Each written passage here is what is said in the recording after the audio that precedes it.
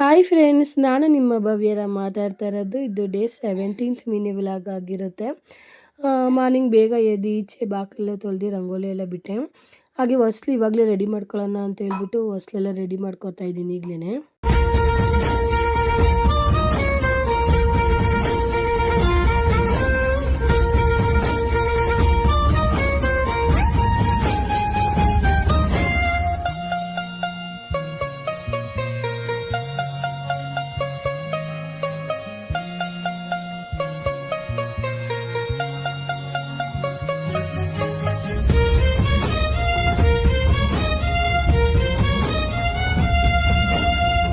ರಂಗೋಲಿ ಎಲ್ಲ ಬಿಟ್ಟಿದ್ದಾಯಿತು. ಹಾಗೆ geyser on ಮಾಡಿದ್ದೆ, ನೀರು ಕೂಡ ಕಾದಿತ್ತು.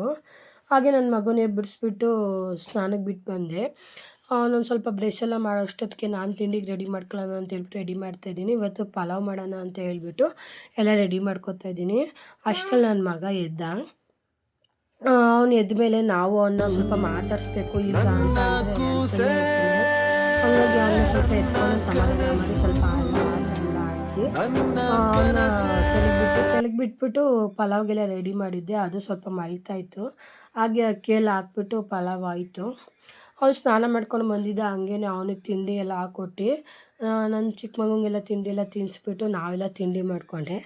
ತಿಂಡಿ ಎಲ್ಲ ಮುಗಿಸ್ಕೊಂಡು ಸ್ನಾನ ಮಾಡಿಕೊಂಡು ಪೂಜೆ ಮಾಡಿದೆ. ಪೂಜೆ ಎಲ್ಲ ಮುಗಿಸ್ಕೊಂಡು ದೇವಸ್ಥಾನಕ್ಕೆ ಹೋಗಿ ಬಂದೆ. ಆಗಲೇ ಸಂಜೆ ಆಗಿತ್ತು. ಸಂಜೆ ಇವತ್ತು ಒಂದು ಓಂ ಶಕ್ತಿ ಭಜನೆ ಇತ್ತು. ಹಾಗೆ ಅಲ್ಲಿಗೋಗಿದ್ವಿ.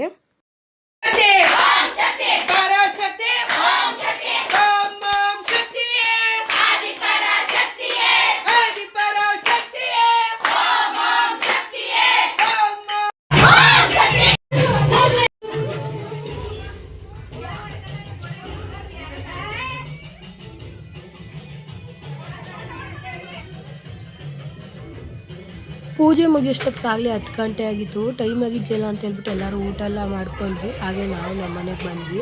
ಇವತ್ತಿನ ವ್ಲಾಗ್ ಇಷ್ಟ ಫ್ರೆಂಡ್ಸ್. ನನ್ನ ವಿಡಿಯೋ ನಿಮ್ಗೆ ಇಷ್ಟ ಆಗಿದೆ ಪ್ಲೀಸ್ ಲೈಕ್ ಆ್ಯಂಡ್ ಶೇರ್ ಮಾಡಿ. ಹಾಗೆ ನನ್ನ ಚಾನಲ್ನ ಸಬ್ಸ್ಕ್ರೈಬ್ ಮಾಡ್ಕೊಳ್ಳಿ. Thank you for watching.